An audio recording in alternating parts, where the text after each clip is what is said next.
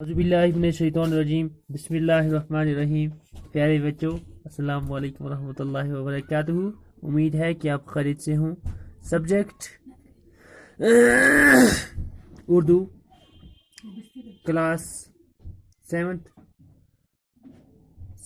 اور ٹاپک ہے ہمارا 3 کہانیاں. پیارے بچوں آپ پیج نمبر 66 دیکھیں. یہ جو ہمارا سبق تھا 3 کہانیاں وہ ہم نے کل کمپلیٹ کیا.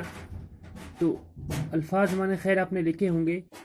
تو آج ہم سوالات کرنے جا رہے ہیں.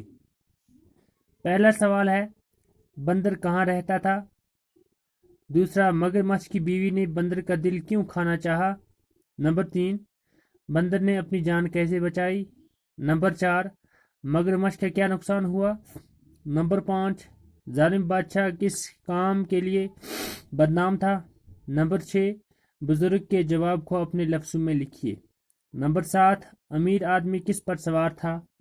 اور نمبر 8 ہے یہاں پر امیر آدمی نے بچے کے ساتھ کیا سلوک کیا. اور نمبر 9 امیر آدمی کو مرنے کے بعد کہاں جگہ ملی. تو یہ 9 سوال ہیں. تو ان 9 سوالوں کے جوابات میں نے اپنی کاپی پر آپ کے لیے تحریر کر کے رکھے ہیں.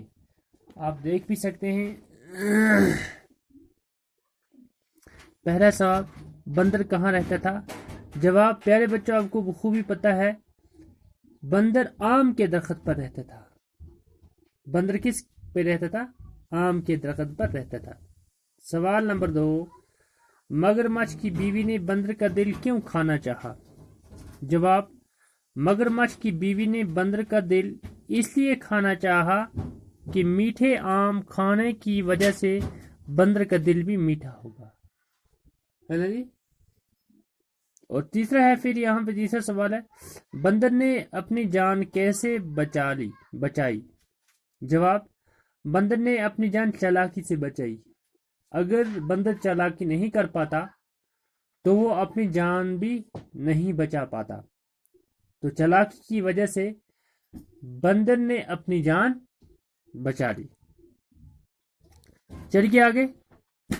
مگرمچھ کا کیا نقصان ہوا. اب اس میں مگرمچھ کا نقصان ہوا کہ بیوی نے اس کو کہا تھا کہ آپ بندر کا دل لائیں مجھے کھانا ہے.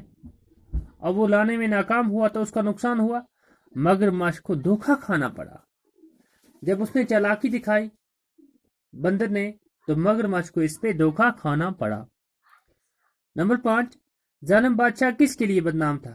پیارے بچوں آپ نے پڑھا بھی سبق میں ظالم بادشاہ ظلم کی وجہ سے بدنام تھا. ظالم بادشاہ ظلم کے لیے بدنام تھا کیونکہ وہ ظلم کیا کرتا تھا.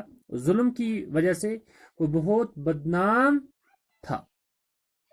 چھٹا سوال ہے پھر بزرگ کے جواب کو اپنے لفظوں میں لکھیے.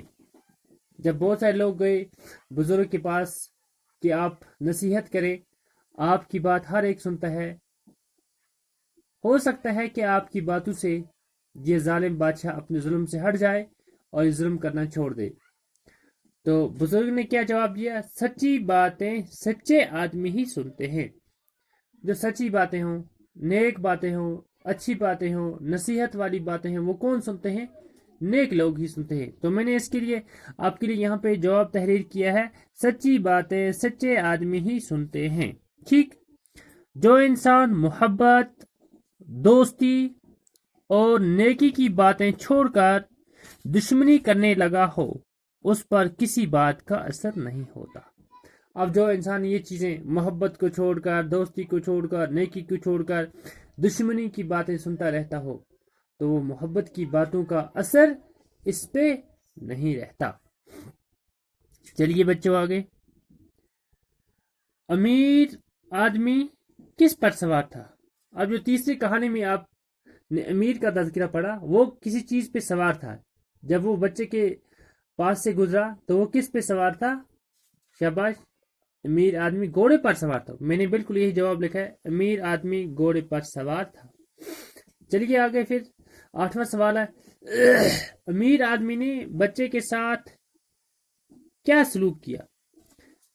تو جب بچے کو دیکھا کہ اس کے پیر میں کانٹا چبھا تھا تو امیر آدمی نے اس کے ساتھ کیا سلوک کیا. अमीर आदमी ने बच्चे के साथ नेक सलूक किया। क्या नेक सलूक किया? बच्चे के साथ नेक सलूक किया कि वो उसके पैर को अपने गोद में लेते हुए और क्या किया, उसके पांव से कांटा निकाला। ये तो नेक सलूक था। किसके साथ? बच्चे के साथ ये नेक सलूक था। चलिए आगे। अमीर आदमी को मरने के बाद कहाँ जगह मिल गई? जो अमीर आदमी था अब मर गया, मरने के बाद उसको कहाँ जगह मिली? तो अमीर आदमी को मरने के बाद जन्नत में जगह मिल गई। अब देखो, छोटी सी नेकी की, लेकिन हम तो छोटी समझते हैं, लेकिन वो छोटी नहीं थी। ठीक है नहीं? किसी चीज पर एहसान करना, चाहे वो इंसान हो चाहे वो हैवान हो, तो ये एहसान अल्लाह को बहुत पसंद है। देखो, छोटी सी, हम इसको छोटी नेकी समझते हैं, लेकिन अल्लाह के यहाँ ये बहुत बड़ी नेकी थी, जिसकी वजह से इसको बादशाह को कहाँ पे जगह मिल गई, अमीर आदमी को कहाँ जगह मिल गई? जन्नत में जगह मिल गई, है ना जी बच्चों। तो इस तरह से हमारे ये सवाल पूरे हो गए, 9 सवाल। तो प्यारे बच्चों, आप इन सवालों को अच्छी तरह से अपनी कॉपी पर लिखें अच्छी तरह से, और जो क्वेश्चन है वो आप रेड पेन से लिखें, और जिसका जवाब आप तहरीर करेंगे वो करेंगे आप पेंसिल के साथ, है ना बच्चों। तो अच्छी तरह से आप अपनी कॉपी मेंटेन करें और उसके साथ साथ याद भी करें।